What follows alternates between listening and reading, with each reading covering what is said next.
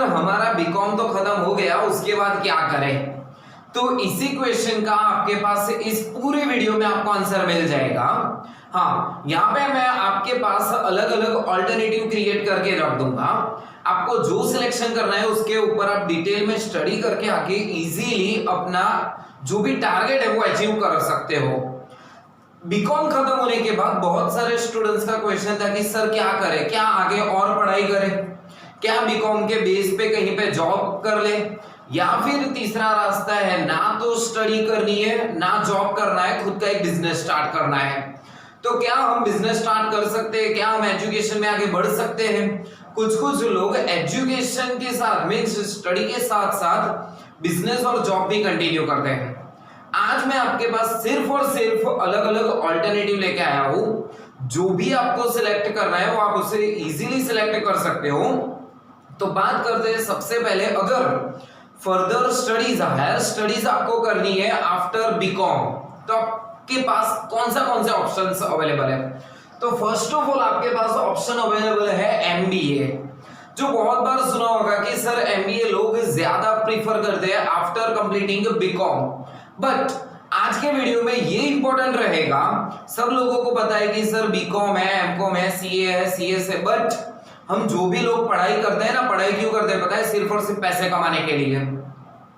तो पैसे कितने होते हैं, कितनी सैलरी होती है, कितना टाइम लगता है, हम कितना इनपुट देंगे तो हमको आउटपुट क्या मिलेगा, इस सारे क्वेश्चन का आपके पास यहाँ पे इस वीडियो में आंसर मिल जाएगा।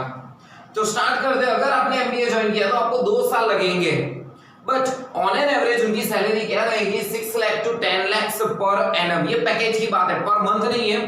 पूरे साल की आपकी सैलरी रहेगी 6 लाख टू 10 लाख के बीच में। बट ये जो मैंने सैलरी लिखी हुई है वो एवरेज सैलरी है। ऐसा नहीं कि हर कोई एमबीए हो उसकी सैलरी 6 लाख टू 10 लाख ही हो। कुछ एमबीए ऐसे भी होते हैं जिसकी एनुअल सैलरी 2,40,000 3 लाख होती है, और कुछ एमबीए ऐसे भी होते हैं जिनकी सैलरी 1 करोड़ के ऊपर से भी क्रॉस कर जाती है। वो डिपेंड्स करता है आप कौन सी यूनिवर्सिटी से हो, आपका बेसिक नॉलेज क्या है, उसके ऊपर डिपेंड्स करता है पूरा। तो ये था आपके पास फर्स्ट ऑप्शन अगर आप एमबीए करना चाहते हो तो। देन आफ्टर सेकंड ऑप्शन रहेगा आपके पास एमकॉम। जो बीकॉम में कॉमर्स में कंटिन्यू हो उसी कोर्स में आप आगे बढ़ो, उसी में आप अगर आप मास्टर डिग्री करो तो उसमें भी आपको 2 साल लगेंगे। सैलरी आपकी होगी 3 lakh to 6 lakh, average salary इतनी होती है।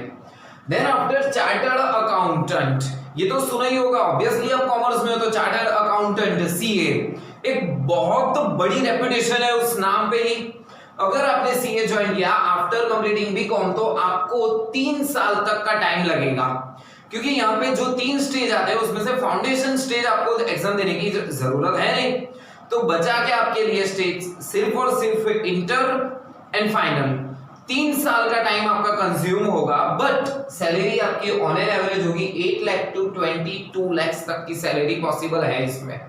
ये जो भी बोल रहा हूं ऐसा कोई भी यहाँ पे अपोज मत करना कि सर हर सीए की इतनी सैलरी नहीं होती और कुछ सीए की तो इससे भी ज्यादा होती है। यहाँ पे मैं आपको सिर्फ और सिर्फ एवरेज सैलरी इंडिकेट कर रहा हूं। देन आफ्टर अगर आपने सीएस ज्वाइन किया, कंपनी सेक्रेटरी ज्वाइन किया, तो 3 साल लगेंगे। उसमें बेसिक सैलरी मतलब average salary 4.5 lakh to 10 lakh तक आपकी सैलरी होगी। देन आफ्टर आएगा सीएफए, चार्टर्ड फाइनेंशियल एनालिसिस्ट। ये सीएफए जो है ना वो भी एक बहुत हाई लेवल की डिग्री है। ये डिग्री नॉर्मली जो अमेरिका है वहां से प्रोवाइड होती है। तो ये डिग्री हमें इंडिया में बैठ के भी फैसिलिटी हमको हमारे पास है कि हमें इंडिया से भी सीएफए कर सकते हैं। टाइमिंग कंज्यूम होगा 2.5 ईयर। आपकी एवरेज सैलरी होगी 10 लाख टू 25 लाख तक सैलरी जा सकती है आपकी। ये ऑन एन एवरेज सैलरी होगी आपकी। अगर आपने बीएटी किया means business accounting and taxation, ये पर्टिकुलर कोई कोर्स नहीं है, सिर्फ ऐसे बोल सकता हूं एक सर्टिफिकेट है, बस उस सर्टिफिकेट की भी वैल्यू है।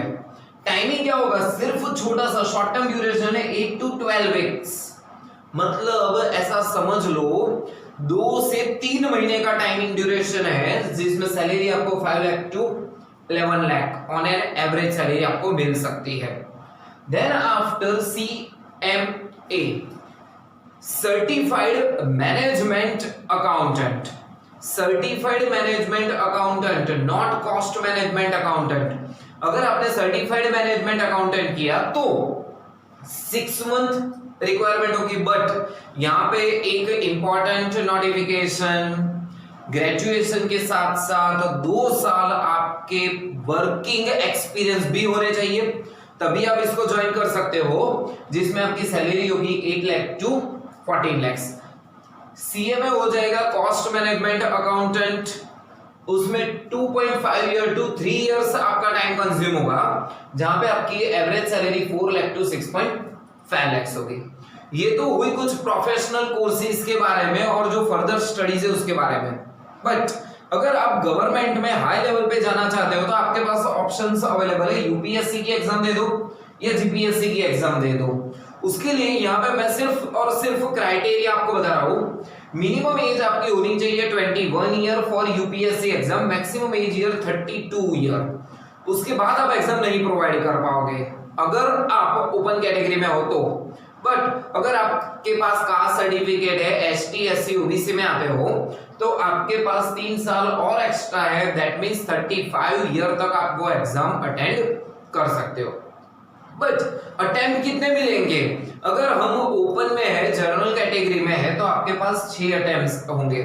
मींस 6 अटेम्प्ट्स में आपने क्लियर नहीं किया तो उसके बाद आप एग्जाम के लिए एलिजिबल नहीं होंगे। एंड देन आफ्टर अगर एसटी एससी ओबीसी कास्ट में है हम लोग तो 9 अटेम्प्ट हमको यहाँ पे प्रोवाइड होंगे। ये तो बात हुई यूपीएससी की। अगर जीपीएससी में जाना चाहे तो जीपीएससी में मिनिमम एज एंट्री फिक्स है 21 year, maximum entry 28 year.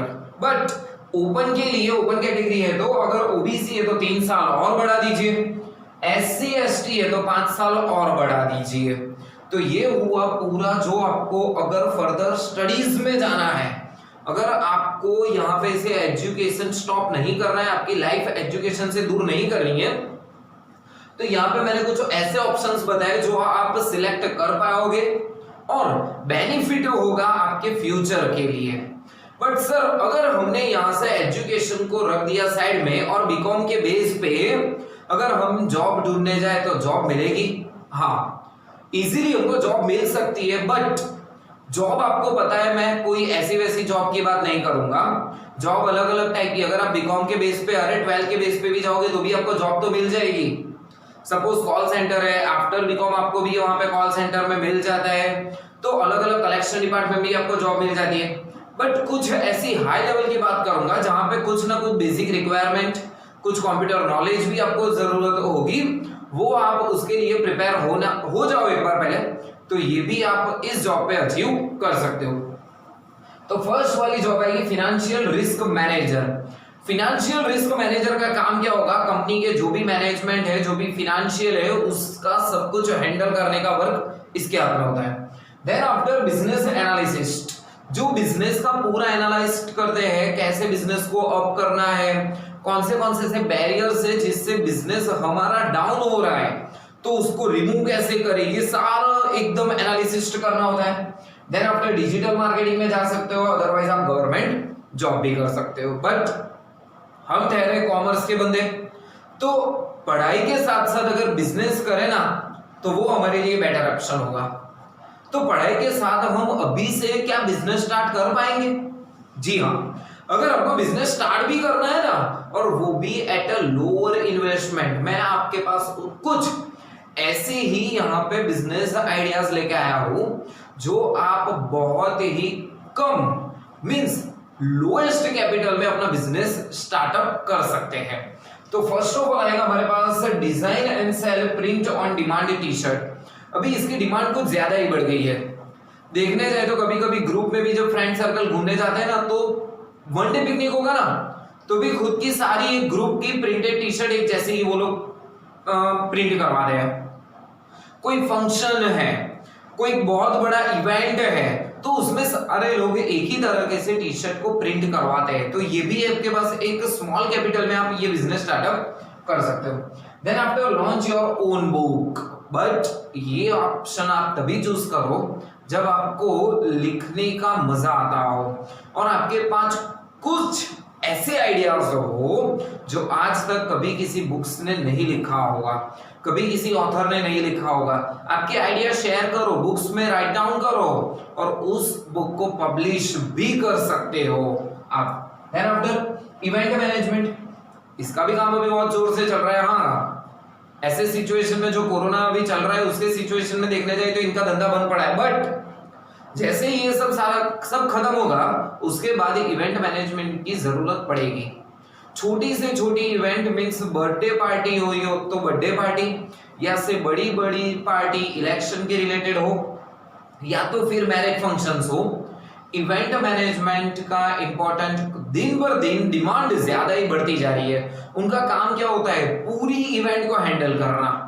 It means जो उनके क्लाइंट है ना, क्लाइंट को टेंशन फ्री रख देंगे, आपको खुद देखने की जरूरत नहीं है, जो देखेगा वो इवेंट मैनेजमेंट जो कर रहा है ना वही बंदा हैंडल करेगा सब कुछ। उसके बाद आएगा sell print on demand, posters, greetings card. इसकी भी डिमांड अभी चल रही है मार्केट में।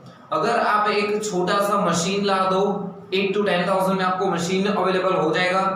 अगर ग्रीटिंग्स कार्ड है, कुछ ना कुछ पोस्टर्स है, हाँ पोस्टर्स के लिए आपको बड़ा मशीन चाहिए, बट वो आप अगर इन्वेस्टमेंट कर पा रहे हो तो ये भी बिजनेस आपके लिए अच्छा हो जाएगा। Create an online fashion boutique means अगर आपके पास फैशन की कुछ नॉलेज है, कुछ ना कुछ आप ऐसा क्रिएट कर सकते हो, कुछ ना कुछ ऐसी फैशंस आप बना सकते हो जो आज तक नहीं बनी और अट्रैक्टिव लुक प्रोवाइड कर रहा हो, तो वो बेटर होगा कि आपकी जो डिजाइन है ना वो डिजाइन इन लैक्स में मे बी और मे बी इन करोड़ में भी आपकी डिजाइन सोल्ड आउट हो सकती है। तो ये भी एक ऑनलाइन में अगर आप जाना चाहो तो वो भी पॉसिबल है। और सेल होममेड गुड्स, कुछ कुछ ऐसे होते हैं बॉयज और गर्ल्स जो घर पर ही कुछ ऐसी चीजें बनाते हैं, कुछ दिखने में एंटीक लगे, तो ऐसी चीजें अगर घर पे बनाकर भी आप सोल्ड करो तो उसमें से भी आप अच्छी खासी इनकम अर्न कर सकते हो। तो यहाँ पे मैंने कुछ आपको बिजनेस आइडिया दिया है, अगर आप उसे अप्लाई करना चाहो तो इजीली अप्लाई कर सकते हो, बट एज अ गाइडेंस तरीके मैं आपको बोल सकता हूं कि बिजनेस के साथ साथ यहाँ पे भी थोड़ा ध्यान दे दो, तो एजुकेशन और बिजनेस दोनों को साथ में लेकर चलो। अगर बिजनेस नहीं करना है तो ऑब्वियसली जॉब के साथ साथ भी आप एजुकेशन, बट मोर इंपॉर्टेंट कि एजुकेशन को यहाँ पे आप फिनिश मत करो। एजुकेशन जितना आपके पास होगा ना उतना आपको 101% आज नहीं तो कल उसका बेनिफिट होने ही वाला है।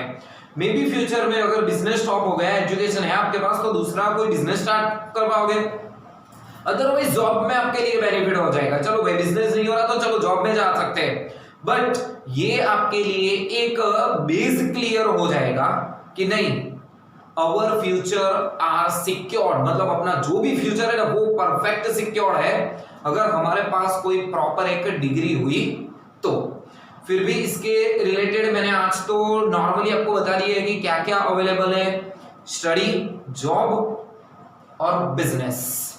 फिर भी इसके डिटेल में अगर आपको कुछ जानना चाहते हो तो आप खुद भी थोड़ा सर्च कर लो। फिर भी अगर आपको तकलीफ पड़ रही है तो नीचे कमेंट सेक्शन में आप शो कर सकते हो, मैं आपको आंसर प्रोवाइड कर दूंगा। All the best.